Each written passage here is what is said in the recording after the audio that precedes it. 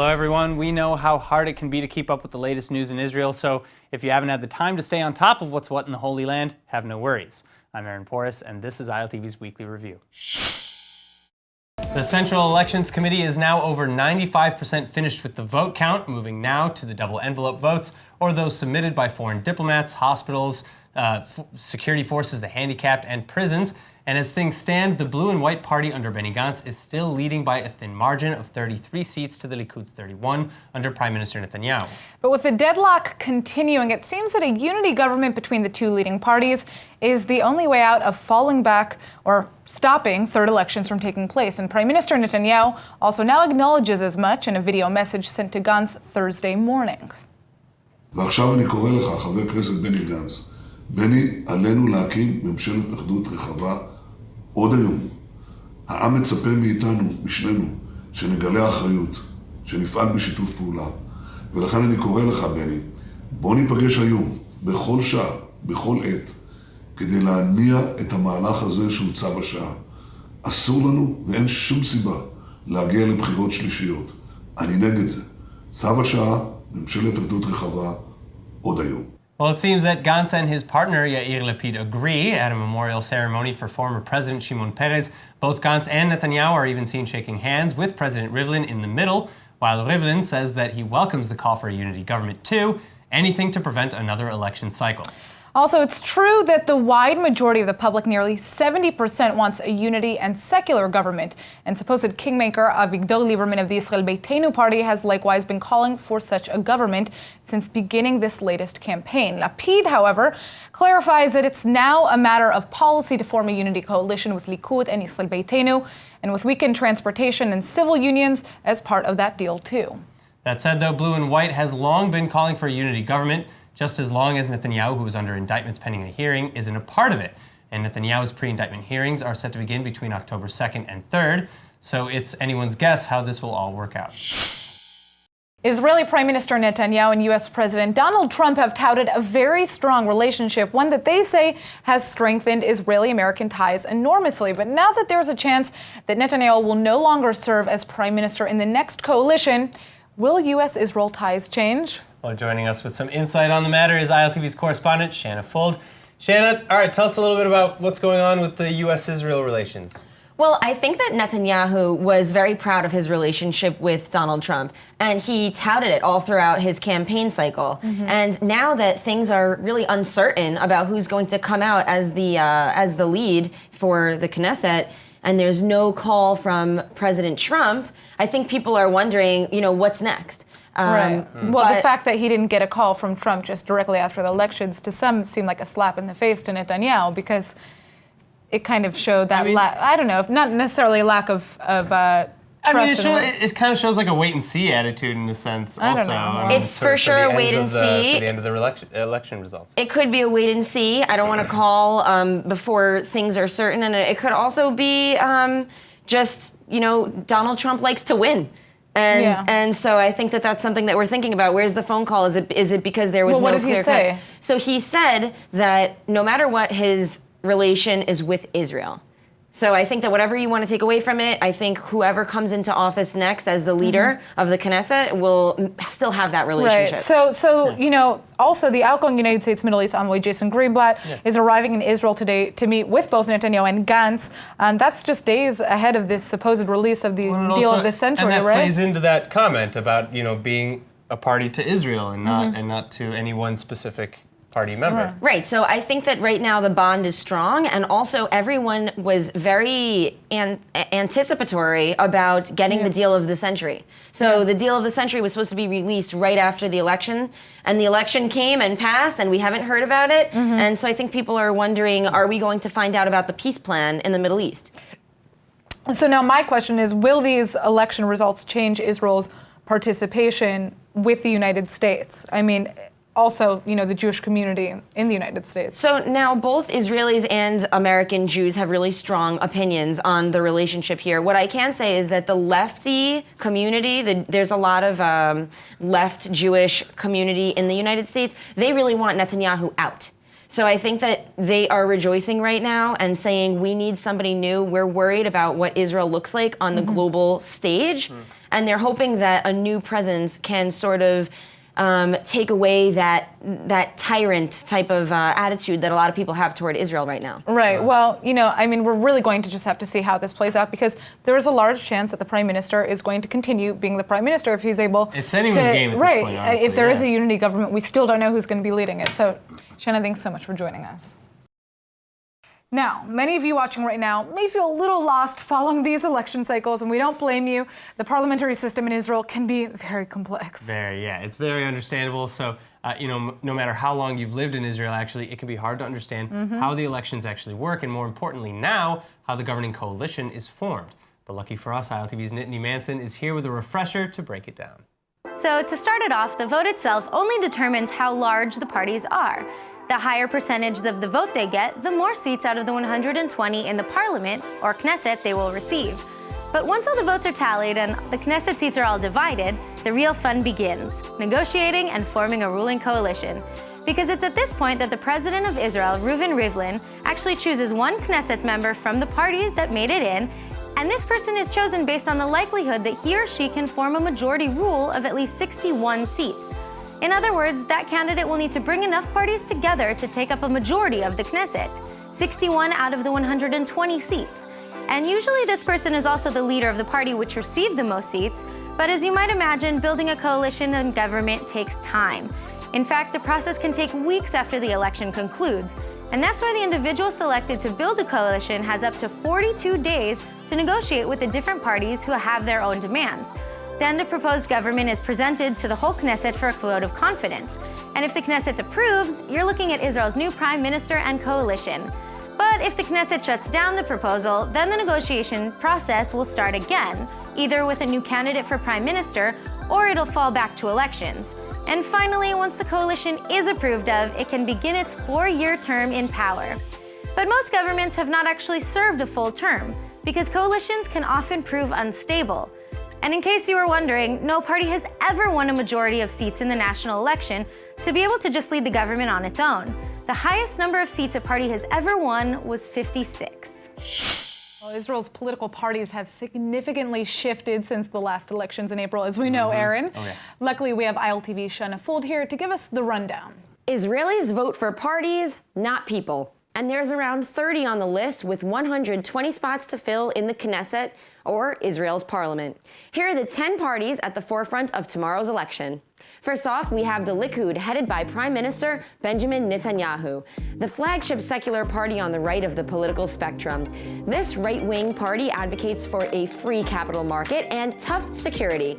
Though it's technically secular, the religious groups in Israel find themselves most comfortable with Likud. Netanyahu says he supports a two-state solution in the future, but takes a hard line with regards to any territorial concessions, and has recently been giving the green light for new settlements in the West Bank. The Israeli leader is currently under indictment pending a hearing for corruption charges. Next, we have the Likud's main political rival, the center-left Blue and White Party, headed by former IDF Chief of Staff Benny Gantz, who would rotate leadership with Yesh Atid's Yair Lapid. The party advocates for introducing prime ministerial term limits, barring indicted politicians from serving in the Knesset, and amending the nation-state law to include minorities. Blue and White also vows to invest in early childhood education, expand healthcare, and re-enter negotiations with the Palestinian Authority for a peace agreement. On the right, we have Israel Beitenu, headed by former Defense Minister Avigdor Lieberman. Lieberman has taken a hard stance on pushing religious parties out of the government, is a strong advocate for drafting ultra-Orthodox Jews into the military, supports opening businesses on the Sabbath, and is critical of religious authority over marriage in Israel. Israel Beitenu advocates for a creation of a Palestinian state that would include the exchange of some Arab towns in Israel for Jewish towns in the West Bank. Heading back to the left, we have the Labor Gesher Party, which is considered the flagship of the left. This party is led by Amir Peretz and hopes to increase the minimum wage to 40 shekels an hour, construct 200,000 public housing units, and increase funding for public health care. The Labour Party has mostly collapsed, earning just 4.43% of the votes. So, in a bid to return to its former strength, Labour and Gesher have merged. Moving back to the right, the Yamina Party is a political coalition of national religious groups headed by former Justice Minister Ayelet Shaked. Yamina advocates for a settlement annexation, opposes the Trump peace plan outright, and wants more aggressive military action against Hamas and Hezbollah. Shaked is just one of two secular right-wingers on this party's list, with many members of the party in favor of a state run by Orthodox Jewish law. Also on the right is the ultra-Orthodox Shas Party, headed by the Minister of Interior, Aryeh Deri, who was formerly convicted of corruption when in the same position back in 1999. Shas represents Sephardic Orthodox Jews and tries to end prejudice against their communities. The UTJ, or United Torah Judaism Party, represents Ashkenazi Orthodox communities. It's headed by Yaakov Litzman. His party wants to maintain the status quo in regard to religion versus state issues, like keeping young Orthodox people out of the army. To the left is a new party called the Democratic Union, a merger between Meretz and a few other left-wing parties. It's headed by Nitzan Horowitz. Former Prime Minister Ehud Barak helped create this party, which says they will not join forces with the right. The party supports a Palestinian state, more minority rights, and calls for taxing the rich.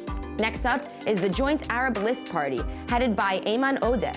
This party is the only to represent the Arab community. It unites the Hadash, Ra'am, Balad, and Ta'al parties. The Joint List supports a two-state solution and campaigns for Arab and minority rights. On the opposite side of the spectrum is the Otzma Yehudit Party, or Jewish Power. In English, a far-right party that follows the word of Rabbi Kahana, who is heavily criticized for spreading anti-Arab sentiment.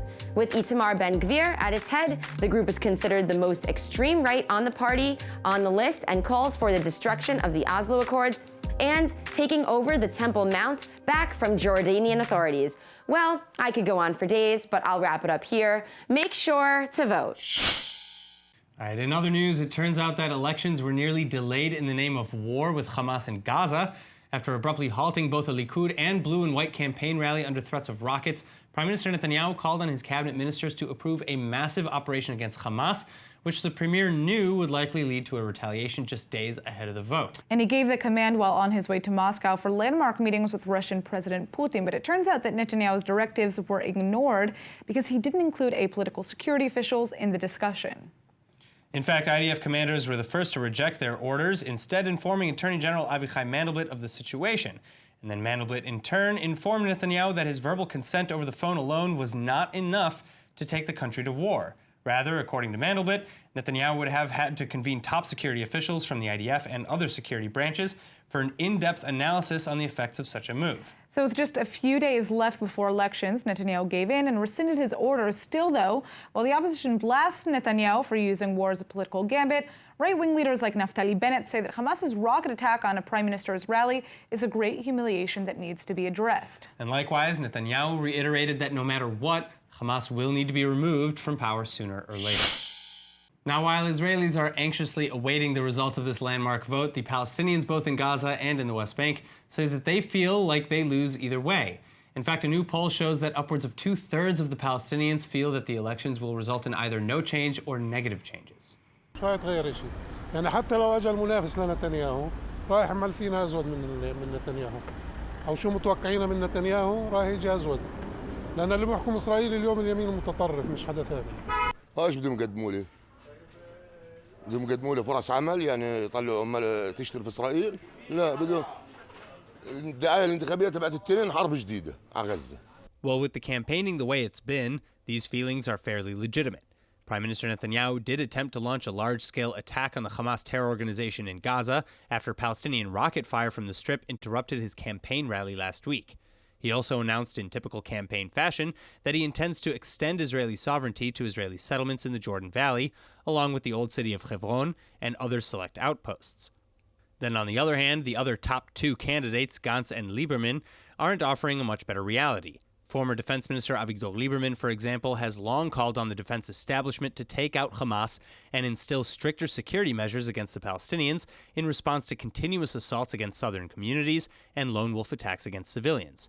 And Blue and White, with 3 former IDF chiefs of staff in the leadership, is also assumed to hold heavy-handed views by many Palestinians.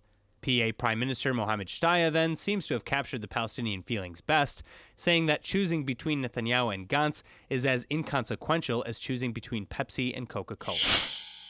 So what are Likud and Blue and White saying about all of this? Well, despite what appears to be a tough fight ahead in establishing a coalition, Blue and White leader Benny Gantz says his party is already experiencing great success. And Israeli Prime Minister Netanyahu, for his part, is still very much intent on building the next government and standing at its helm. Speaking at the end of his campaign rally in Tel Aviv, Netanyahu vowed that he would go on serving the state of Israel and the people of Israel. And he also then blasted the possibility of having the anti-Zionist Arab parties in the ruling government, saying that Israel needs to go on with a strong, stable, and Zionist government that is a democratic nation-state of the Jewish people.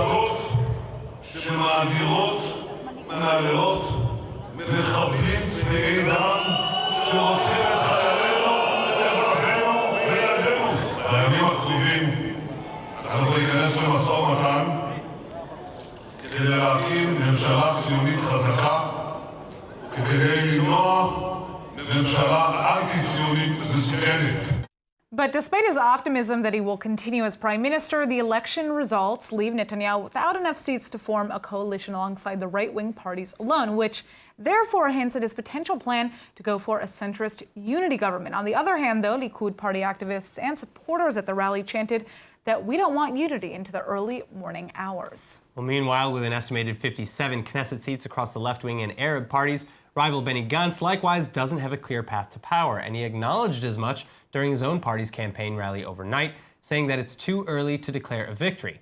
That said, though, Gantz adds that Netanyahu did not succeed in his mission, while Blue and White has become a huge success. And moreover, the Blue and White party is already preparing for coalition negotiations of their own, with Gantz adding later that he intends to talk to everyone while wishing the people of Israel a good unity government. המגעים הפוליטיים התחילו הלילה. אני כבר שוחחתי עם עמיתיי עמיר פרץ וניצן הורוביץ וקבענו להיפגש בימים הקרובים. אני מתכוון לשוחח בימים הקרובים גם עם אביגדור ליברמן ועם שותפים נוספים. אני מתכוון לדבר עם כולם. החל מהלילה נפעל להקמתה של ממשלת אחדות רחבה שתבטא את רצון העם ורוב החברה. And moving on, coulda, shoulda, woulda is what we're hearing now from Otzma Yehudit's leader Itamar Ben-Gvir regarding his party's failure to enter the Knesset, because currently it looks like in total right-wing parties including Likud, Shas, United Torah Judaism, and Yamina reached around 55 seats, which is just 6 seats shy of the 61 needed for a majority right-wing government. Exactly, and Ben-Gvir argues actually that had more people turned out to vote for Otzma, his party could have filled that gap.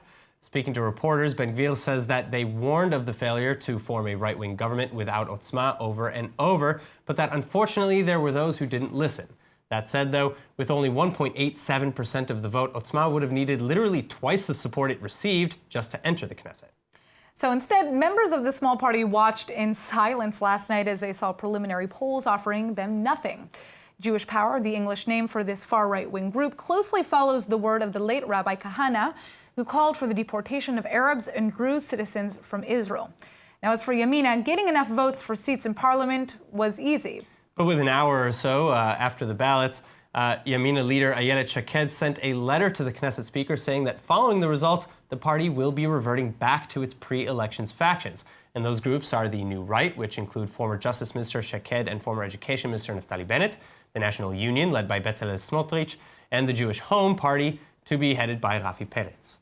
Shaked stated, however, that though she doesn't see this move as being right for the country, she has to follow through on promises she and Bennett made along the campaign trail. So while preliminary polls show that together these parties gain between 6 and 8 seats, the number of seats for each of these 3 factions in the end will be divided up based on their individual final counts. All right, now I've just got 2 words for you: butter strike. because it seems that the Israeli dairy industry is going through a time where they are just simply not making any butter. And butter may be an item on your grocery list that you take for granted, but now that the brands we're used to aren't producing it, you might want to know why. And ILTV's correspondent, Shanna Fold, did a little investigating and has the answers. Shanna, why is the dairy industry, not producing any butter? So actually today I went over to the store a couple times this week and I just poked around a little bit and I asked the attendant there who was stocking, where's the Israeli butter? He said, Ain, there is none. and I said, okay, why? He said, there's just no butter. So what I've learned... Simple. There's no butter. There's no butter. There's no Israeli butter. So what I've learned is that the dairy industry here in Israel, they just said, we're not making a profit on butter. Our other products are fine, but we're not turning a profit on butter. Butter is one of the items here in Israel that are socialized. Right. And so there's a max price that it can sell like milk and at. eggs and certain other products. Right. So in a way, the companies that are producing it aren't able to control what price they're putting out. And these companies are Tenuva, Strauss, and Tara, and they just say they're not earning a profit. Okay, so how are we getting butter into Israel? Okay, so the government realized that people need butter. I needed to make it for French toast this week. That's how I figured this out. And so what they're doing is companies are now importing butter from Finland, Denmark, and Russia. So if you go to the store and you don't see any of your regular items there, you can find these brands from Europe. And the Israeli government basically took away the import tax to alleviate the cost and also removed the 17% VAT that customers pay at the supermarket. Okay, so they're trying to roll on some of those savings down the line, even if the Israeli brands can't really hack it anymore. Exactly. Okay, so we're getting our butter, albeit not Israeli local butter. Shanna Fold, thank you so much for coming in. No problem. So here at ILTV, we wanted to get ahead of the curve and see if we could figure out who the next prime minister would be before everybody else. And Natasha, you headed over actually to the home of a very special person here in Israel who many vow can see the future. Yeah, that I did. Take a look and take it with a grain of salt.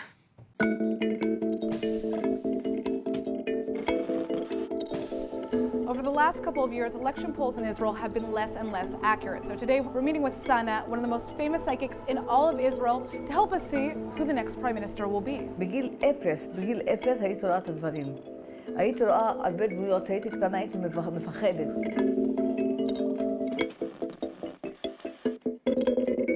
ביבי נתניהו, הנה עומד פה, הוא מלך העולם, הדרכים הולכים טובים לפניו. כל שנה אני גודלת עוד ומתחזקת עוד יותר. יש לו פה דברים טובים שהולך לעשות, שהוא יעשה הרבה שלום. אני פותחת בכדור גדולה שאף אחד בעולם לא פותח את זה, רק סנה. כל כך שפגעו בו, וזה לא היה צדק, אבל עכשיו יהיה צדק. וזה הקפה שלי שאני פותחת בו לכל העולם, וזה הקלפים. נעשה גם שלום בהרבה מדינות ערב, בכל מקום. שכאילו היום הוא רוצה לעשות את זה ברצינות, גם זה חרטה, זה הכוח שלי. כל אלה שאומרים לך, אנחנו לומדים וזה, אל תאמיני, כי זה לא נכון. כי אם זה לא בא מפה, מלמעלה, חרטה, הכל לא נכון. All right, Lieberman now. What is going to happen with the religious parties? ליברמן לא יהיה בממשלה. הנה. לא, ולא, ולא. Now, what about Palestinian Authority President Mahmoud Abbas? התפקיד שלו הוא חרא, יושב על הכיסא, לא עוזר לעם שלו, לא נותן כלום, רק בונים בתים, בונים פה, לוקחים כספים, זורמים לפה, זורקים לפה. גם מצד יהודים, גם מצד ערבים. למה כל השטויות האלה? צריך את אחר. איך ביבי יעבוד איתו? ביבי קומבינטור, יעבוד עם כל המדינה. ביבי מכל העולם הוא חבר טוב, הוא עוזר לכולם, הוא יודע איך לעשות סדר בחיים שלו, תסתכלו. חמאס ימשיכו בעזה? חמאס ימשיך בעזה, אבל עזה גם יהיה לה עוד מעט דרך טובה, יהיה שלום, יהיה דברים שאנשים יעבדו, יהיה כספים, יהיה הכל. Will Hamas end up working with the Palestinian Authority? והם צריכים להתעורר שתי אלה, גם זה וגם זה. ויש דברים כאלה שהולך להיות טוב. מתי זה יקרה? זה יהיה ב-2020. Who is going to be the next prime minister, Netanyahu or Benny Gantz? מלך העולם, ביבי נתניהו. מנסים להכשיל אותו, לא יעזור. עובר קשיים, לא יעזור. אנשים רוצים להפיל אותו, לא יעזור. יש אז מנסים להפיל אותו, לא יעזור להם, והוא מלך העולם. Trump and Bibi, what will be the future of their relationship? הם צריכים להיות ביחד, כי יש להם הצלחות גדולות ביחד. אני מצדי, אני לא אוהבת אותו. אני אין לי איתו כלום, אני גם לא אוהבת אותו בכלל, הוא לא עושה כלום. אבל הוא חזק, אבל לא צריך להיות חזק ולהיות גם מטומטם.